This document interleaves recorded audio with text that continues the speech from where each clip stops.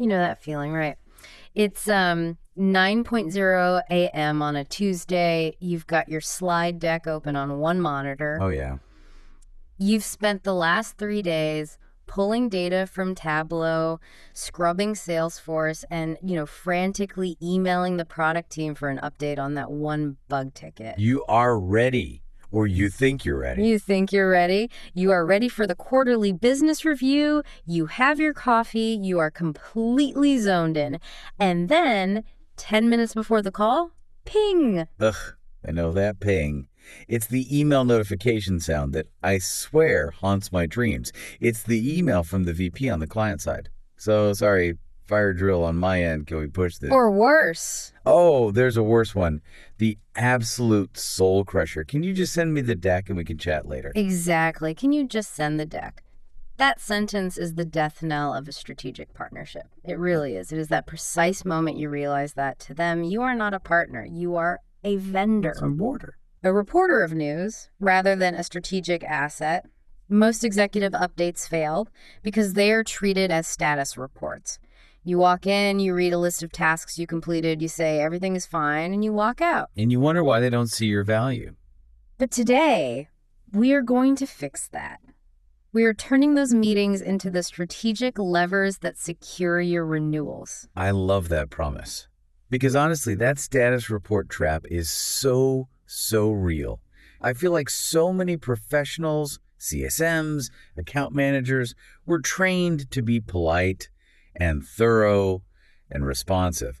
But we aren't necessarily trained to be, interesting to an executive. Interesting is a great word for it. We know the product inside and out, but do we know the room? That is the gap we are closing today. Welcome to the Deep Dive. And I'm your co-host, ready to dig into this.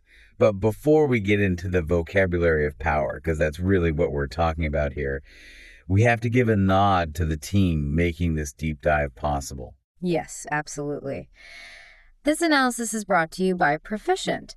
They are the company ensuring this kind of high-level professional development remains free, accessible, and super high quality for professionals all over the world. They really get it. They really do. They are huge believers that communication isn't just a soft skill, it is a career multiplier. It's the difference between staying in middle management and really owning the boardroom. A big shout out to Proficient. So, lay out the mission for us. Who are we talking to today? Because executive update sounds like a C-suite problem, but I have a feeling it's much broader than that. It is so much broader. In fact, if you're a C-level executive, you probably already do a lot of this instinctively. We're talking to the people who are in the trenches, the ones managing the day-to-day relationships. Okay. So if you are a customer success manager, an account manager, or a key account manager, this is your bread and butter. The front lines of revenue retention, guys. Exactly. But it goes deeper. If you are a client partner or a strategic account lead, a program manager, or a delivery lead, this is for you. Okay, so delivery and strategic roles too. And even engagement managers, service delivery managers, IT service managers, agency account directors, and partnerships managers. Wow, that is a wide net. What's the common thread there? It is, because all of those roles share one specific, sometimes terrifying communicative need. You have to sit in front of someone who pays the bills, someone who is usually busier, richer, and more stressed out than you, and justify why they should keep paying them. Oof. When you put it that way, the pressure is on. It's not just about checking in. It's about reselling the value every single time. Precisely. The pressure is on, but the vocabulary is the release valve. It really is. If you use the right words, you frame the entire conversation. If you use the wrong words, you get relegated to that vendor bucket we talked about. And nobody wants to be in the vendor bucket. Nobody. So we're going to break this down into 4 sections. First, the strategic setup, then the metrics that matter, after that, the narrative, and finally, driving action. I'm ready. Let's start with the setup. This is all the stuff that happens before we even open PowerPoint, right? Exactly right. This is about defining the room before you even step into it. The goal here is to move from viewing meetings as, chats, to seeing them as strategic instruments. Okay. And the very first term we need to fix is the name of the meeting itself. We need to talk about the QBR, the quarterly business review. Okay, the QBR, I know what it is. It's that recurring calendar invite that I kind of dread every 3 months. And that is exactly the problem. The way you just said that, the recurring calendar invite, the acronym itself, quarterly business review, is fine. But the mindset is usually totally wrong. What do you mean? Most people treat a QBR as just that, a recurring meeting. It's just an invite that repeats every 90 days. You see it pop up and you think, oh, it's October. Guess it's time to do the slide deck. Right. It feels like a chore. Like, time to make the donuts. It feels purely administrative. Time to make the donuts. That's perfect. Exactly. But now think about it from the executive's perspective. They have, 10,000 recurring meetings? A recurring meeting is optional to them. It's noise in their calendar. It's the first thing to get canceled when a fire drill happens. It's the very first thing. So if you want them to show up and pay attention, you have to frame the QBR as a strategic milestone. Okay, break that down for me. What's the tangible difference between a recurring meeting and a strategic milestone? It sounds good, but what does it mean in practice? It means everything. A recurring meeting is routine. It's let's catch up on the last 90 days. A strategic milestone is an event. The context for using this language is when you're inviting the leaders or when you're opening the actual meeting. Okay. The purpose is to check progress against goals, confirm the value you've delivered, and this part is absolutely crucial, agree on priorities for the future. So the effect is really just changing the vibe of the meeting from the very beginning. Completely.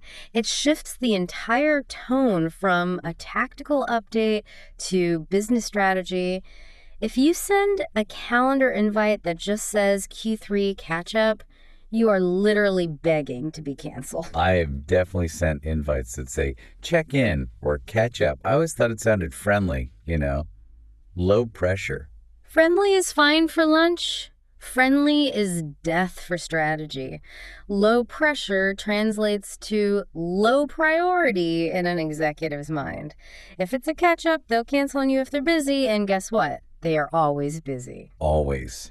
But if it's a strategic QBR, they prioritize it because they feel like they have to be there to make a decision. They feel like their absence will have a consequence. I see. So instead of opening the call by saying, hey, thanks for coming to our quarterly chat, what do I say? You open with confidence. You say, welcome to our QBR. Today, we will align on the next quarter's priorities. Align on priorities. I like that. It sounds expensive. It sounds like if they aren't in this meeting, we will be misaligned, and that's going to cost them money down the line. Precisely. You are creating a sense of consequence right from the jump. Now, to have a real QBR, you need the right people in the room. Which brings us to our second term. Stakeholders. Okay, stakeholders. I use this word a lot, but if I'm being honest, I usually just mean the people on the email thread or maybe the project manager I talk to every Tuesday. And that is the trap. In this context, stakeholders aren't just participants or the people doing the grunt work. They are the influencers. They're the people whose opinion or action or inaction can make or break your project. Okay, so it's about power, not just involvement. Exactly. In real work, you use this term when you're mapping out who needs to be in that QBR to actually get things done. The common misconception is thinking stakeholders are only the people who sign the initial contract. Right, the person whose name is on the dotted line. That person is important, but what about the technical lead who's constantly blocking your implementation? What about the marketing director who actually uses the software you provide every single day? Or the detractor, the person in finance who thinks your service is too expensive and is whispering that in the CFO's ear. Yes, they are all stakeholders, and if they aren't in the room or at least represented, you're flying blind. So how do I use this word to actually get them in the room? Because the pushback I always get is, oh, the VP's too busy, I'll just represent them. You use the word to create a sense of professional FOMO, fear of missing out, and a sense of obligation. You say to your main contact, To make this a productive session, we need key stakeholders from both the technical and business units to ensure full alignment. You're essentially telling them politely, you aren't enough. Politely, yes. You're saying, I cannot solve your company's problems unless the people with the power to make decisions are at this table.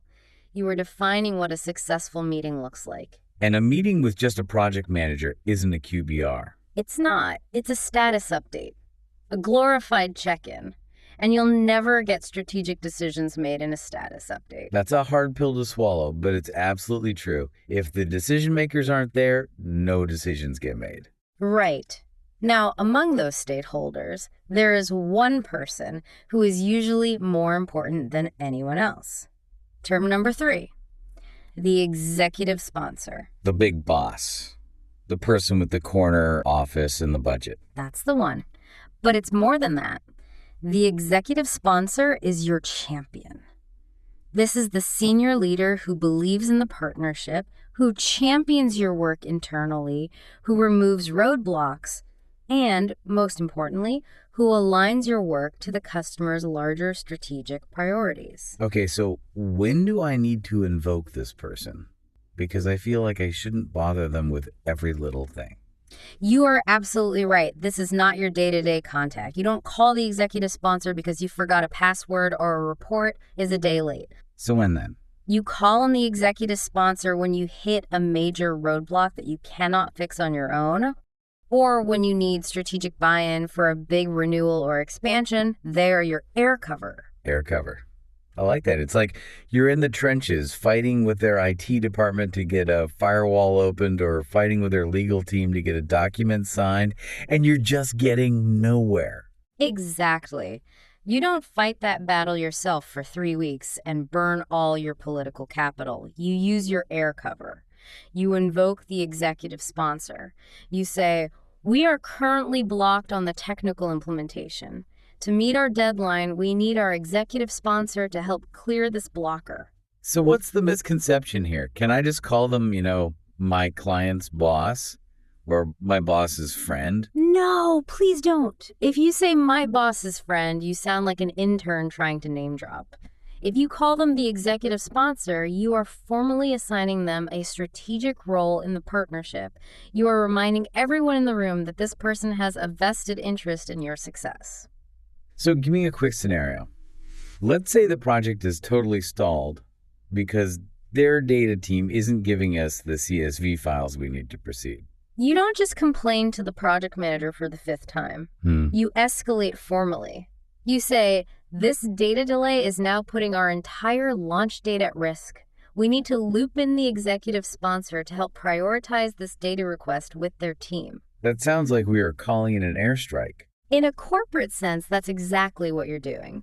It creates high-level pressure to resolve what might seem like a low-level blocker to everyone else. Okay, this is great. So let's check the room. We've got the QBR set up as a strategic milestone, not a chat. We've used the concept of stakeholders to get the right people in the room. And we know we have our executive sponsor listening in, or at least briefed. Now I actually have to present something. Right, and this is where most people fail. They do a massive data dump. They show 50 slides of charts, graphs, and spreadsheets thinking that more data equals more value. It doesn't. Guilty as charged. We're going to move to section 2. The metrics that matter.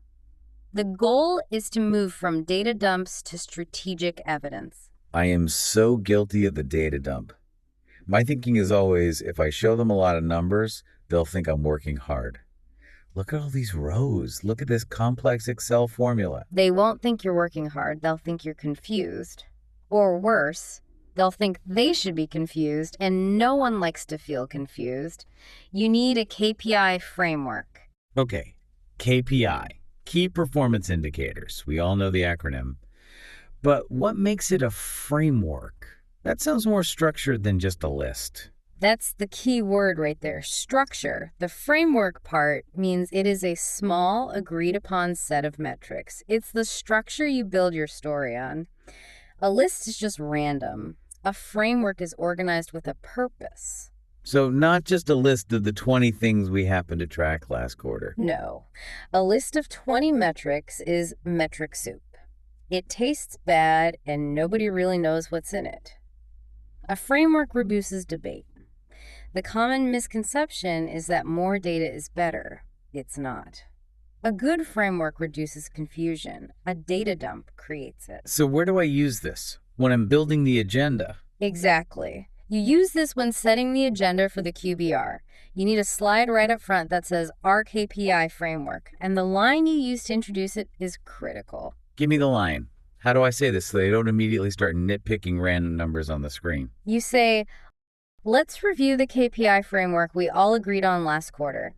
This is how we're defining what good looks like for this partnership. Define what good looks like. I love that.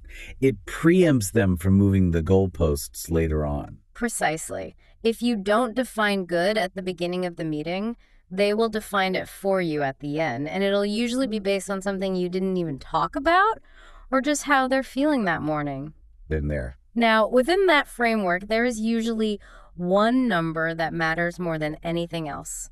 We call this the North Star metric. The North Star metric.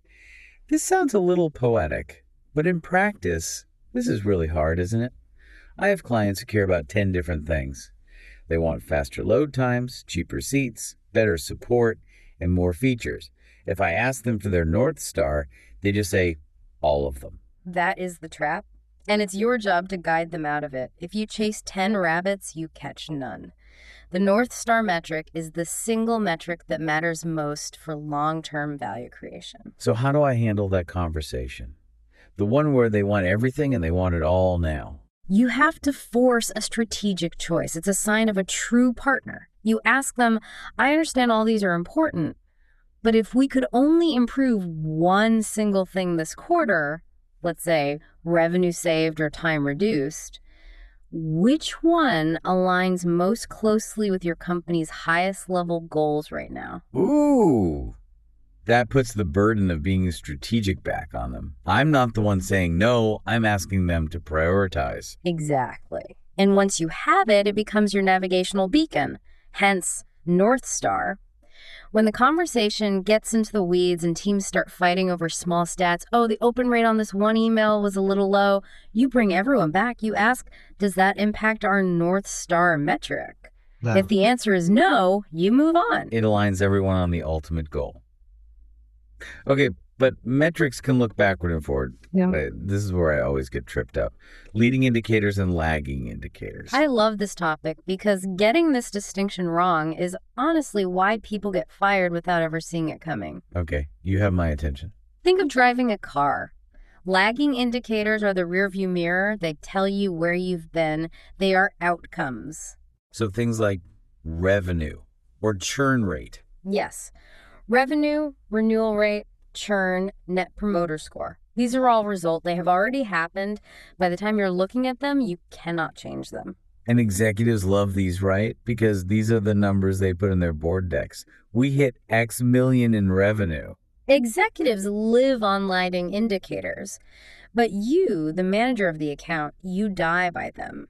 If you only look at lagging indicators, you are always reacting to the past. You need to be looking through the windshield. You need leading indicators. The crystal ball.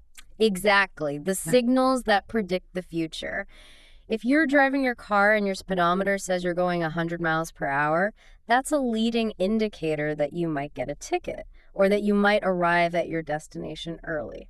So in a business context, what does that look like? In work, this is things like onboarding progress, login frequency, the number of features adopted, or the number of support tickets filed. So a drop in user logins is a leading indicator for an increase in churn later. Perfect example.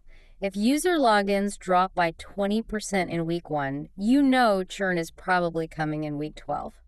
If you wait until week 12 to look at the churn number, the lagging indicator, it's far too late. The decision has already been made. You're already fired. So which one do I use in the QBR? It sounds like I need to show both. You show both, but you use them for very different reasons. Here's the rule. You use leading indicators to manage risk and show you're proactive. You use lagging indicators to prove ROI to leadership and celebrate wins. Give me a specific line for a leading indicator in the meeting. How do I present bad news proactively? You say, I want to flag that product usage is down 15% this month, which we know is a leading indicator of churn risk. Our plan is to intervene now with a targeted training program. That sounds really urgent. Using the phrase churn risk definitely Yep. wakes people up. Of course it does. It changes the whole conversation from here is what happened to here's what we need to do about it together. I like this framing. So a simple way to remember it is leading for warning, lagging for bragging. That is a fantastic way to put it. Leading for warning, lagging for bragging. And when you combine all these signals usage, support tickets, survey sentiment, all of it, you get our next term, the customer health score. The customer health score. Okay, is this just a gut feeling like, oh, I took the client to lunch last week, they seemed happy, health score, green? That is the lunch metric. And no, that is the single biggest misconception. A health score cannot just be a vibe. We've all seen the watermelon account, green on the outside, bright red on the inside. Oh, I have lived the watermelon account. Everything seems fine, the weekly calls are pleasant, and then the contract cancellation notice just shows up in your inbox. Yeah. Total shock. It's the worst feeling, exactly. A real customer health score has to be data-backed. It's a vital check. It should be a weighted algorithm that aggregates your key leading and lagging indicators into a simple status, red, yellow, or green. And where do I use this? Is this something I present to the client?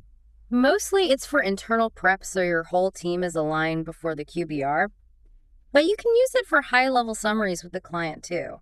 How do I say it so I sound objective and not like I'm just making up a color? You tie it to the data. You say, our customer health score for your account is green, and that's primarily driven by a 30% increase in adoption rates and 0 critical support tickets this quarter. It sounds so professional. Instead of saying they like us, it's the health score is green.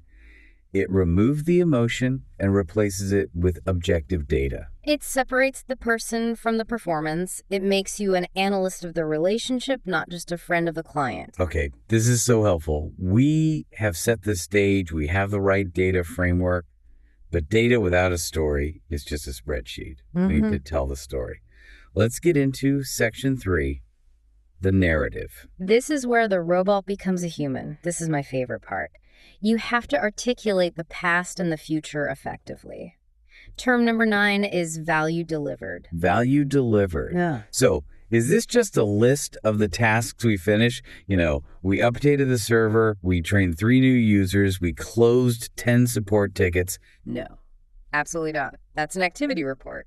Tasks are busy work. Executives do not care about your activity, they care about their outcomes. Value delivered is the tangible result of your work.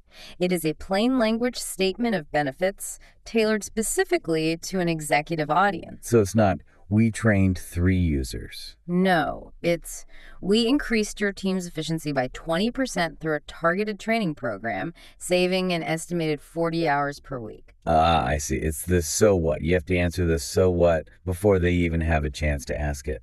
The context for this is almost always the very first slide of your QBR, right after the agenda. The purpose is to tie evidence to your credibility. You have to remind them why they tell you before you start talking about the future or asking for more. That makes perfect sense. Establish value first, then talk business. But what if things went wrong? What if we messed up? What if the value delivered is 0 or negative? Then you need term number 10, value gaps. Value gaps. Okay, that sounds like a very polite, very corporate way of saying we failed. It is the honest pivot. It's where things didn't work. But you are right, it sounds much safer and more professional than our failures this quarter. This sounds absolutely terrifying to say to a client, hey, welcome to the QBR. Now look at this gap where we failed you. My instinct is to hide those slides at the very back of the deck and then talk slowly so we run out of time before we get to them. The classic hide and hope strategy. It never works. Executives can smell fear and they respect transparency above almost anything else. Hiding bad news is what gets you fired. Identifying the gap yourself shows that you are in control. So how do I phrase it without sounding incompetent? You frame it as a discovery, not a failure. You say, as we analyzed the data, we identified some value gaps in the user adoption phase. Our hypothesis is X, and here is our plan to fix it in Q3. We see value gaps. It sounds so objective. It's like you're both looking at a crack in the pavement together. Huh, look at that. There's a gap here. Exactly. It separates the problem from the person. It allows you to consult on the solution rather than apologize for the problem. You aren't saying, I'm sorry. You're saying, here is the issue, and more importantly, here is the fix. I like that. It turns a potential failure into a new project plan. So we've covered what we did, the value delivered, and what we missed, the value gaps. And now we need to look forward. And that brings us to term 11, roadmap. Everyone loves a roadmap. It's the fun part of the presentation. Here are all the cool new toys you're going to get next year. They do, but only if it's used correctly. The roadmap is the forward-looking view. But there is a huge, huge danger here that a lot of people fall into. Overpromising. Promising features that don't exist yet. That's the one, the wish list trap. If you treat the roadmap as a binding promise of features that are still just ideas on a whiteboard, you are setting yourself up for a massive value gap next quarter. So how do I use it strategically without making promises I can't keep? The real application is to align expectations and build confidence. You use the roadmap to show how you will close the value gaps you just identified. Oh, that's smart. So you'd say, based on the value gap we saw in data processing, I want to draw your attention to our roadmap for Q3. We are focusing on a new integration that will solve the data issues we just discussed. So it's not just, here's cool stuff. It's, here's cool stuff that is going to solve your specific stated problems. Correct. It builds excitement, but it's focused excitement. It retains the client for the long term because they want to stick around to see that solution get delivered. It makes the future of the partnership feel tangible. Okay, this is a powerful narrative arc. We have told the story of the last 90 days. We explained the past, we owned the gaps, we painted a picture of the future. Now we need section 4, driving action. This is the, so what do we do now, part of the meeting. Exactly. The governance. This is how you ensure the meeting wasn't just a nice chat, but that it actually leads to results. Term 12 is governance cadence. Governance cadence. Okay, I have to ask, is this just a fancy, important sounding word for scheduling? It's a great question because a lot of people think it is. But no, scheduling is logistics. Can you do Tuesday at 2? That's scheduling. Governance is strategic oversight. Cadence is the rhythm of that oversight. So if I say, let's schedule our next meeting, that's purely logistical. It's boring. And it's easy to cancel. Oh, I'm busy next Tuesday. Let's push it a week and then another week. But if I say, to ensure we stay aligned, we need to reset our governance cadence to ensure we're catching these issues early. Ooh, that sounds like if we don't do it, the whole building is at risk of falling down. It sounds structural. It is. It establishes the rhythm of the relationship so there are no surprises. It makes the meetings feel mandatory, not optional. You're building a system. Our governance cadence dictates a monthly technical review with the project team and a quarterly executive review with our sponsors. It builds a system. But sometimes, even with the best cadence, things get stuck. I mean, really stuck. Like, I can't fix this, and my direct contact can't fix this. Then you need term 13, escalation. I hate this word. Escalation feels like I'm telling on someone. It feels like I'm going to the principal's office. Mom, Dave isn't doing his job. That is the number one misconception, and it holds people back. Thinking that escalation means you failed or that you're just snitching on a coworker, it actually means you are managing a hurdle professionally. So reframe it for me. How do I escalate without being a jerk or looking like I can't handle my job? You reframe it as a process, not a complaint. Escalation is a formal, pre-agreed step to bring urgent issues to the right leadership level so that decisions and resources can move faster. It is about resourcing, not complaining. So it's not Dave is being mean to me. No, it's we have a critical blocker that requires VP level approval to resolve. As per our process, we are triggering our escalation path to get this firewall issue cleared by Friday. That sounds so proactive. You aren't asking for permission to complain, you are triggering a process that you probably all agreed to beforehand. Speeds things up. It moves the boulder that you aren't strong enough to move alone. Now, to keep everyone accountable, including the client, we need term 14, the Mutual Action Plan, or MAP. Mutual action plan. I'm going to key in on the word mutual. Why is that word so important? Because if only you are working, it's a service. If both of you are working, it's a partnership. I feel that in my bones. Sometimes it feels like I care more about the project's success than the client does. I'm the one sending all the reminder emails, doing the setup, and they just kind of sit there. That is a classic symptom of a lack of a MAP. An MAP is a jointly owned document. It has milestones, deadlines, and owners on both sides of the relationship. So I can actually assign tasks to the client in this plan. You must assign tasks to the client. If they don't have skin in the game, they won't value the outcome. At the end of the QBR, you pull up the MAP and say, let's review our MAP to ensure both teams are on track to hit their milestones for the upcoming renewal.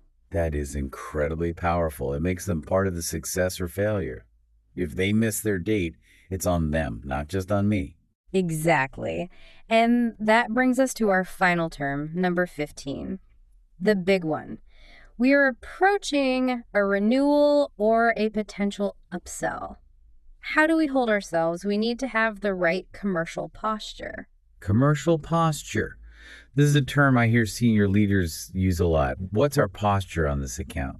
Does this just mean standing up straight? Mentally, yes. It's a great way to think about it. It is your business stance. It's your strategic position. Explain the difference between having a posture and just selling. A salesperson sometimes has to beg, please renew, we can give you a discount, please, please. A partner with a strong commercial posture advises.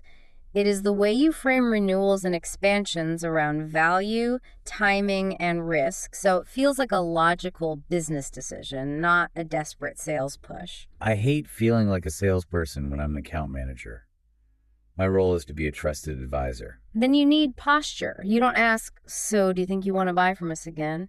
You state the logic of the partnership continuing. Give me the line. What's the scenario? You'd say, given the significant value delivered this year and the ROI we've documented, our commercial posture is to move to a multi-year agreement. This will lock in your current rates and secure the resources needed for the roadmap we just discussed. Wow. You aren't asking. You are stating a position. Our posture is, it's declarative. You are stating the logical next step based on all the value you've already proven. It conveys confidence. It says, we are worth this, and this is the smart business move for you. This list is gold. My brain is buzzing right now. I feel like I could walk into a boardroom tomorrow and actually own the space in a way I couldn't before. Yeah. Let's do a quick recap for everyone listening. What are the golden rules here? Okay, let's boil it down to the absolute essentials. First, don't just meet. Run a QBR with a clear governance cadence. You have to make it a strategic milestone, not a chat. Got it. Second, don't just show data. Use a KPI framework and identify the North Star metric. And remember your rule. Use leading indicators for warning and lagging indicators for bragging. Leading for warning, lagging for bragging. Love it.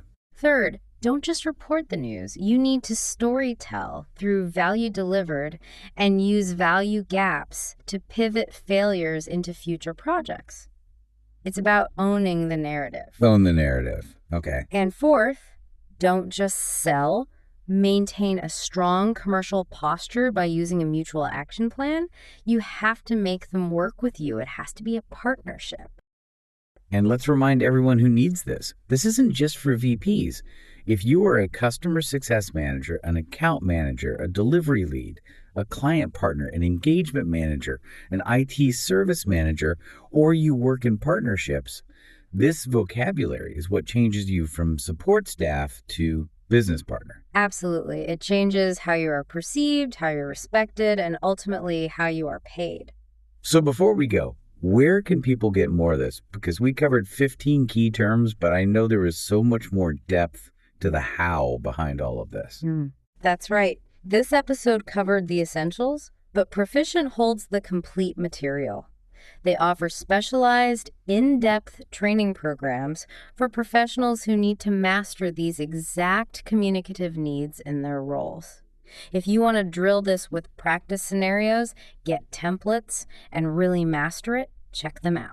Great stuff. This was incredibly valuable. Good luck with your next executive update. Go command that room. See you next time.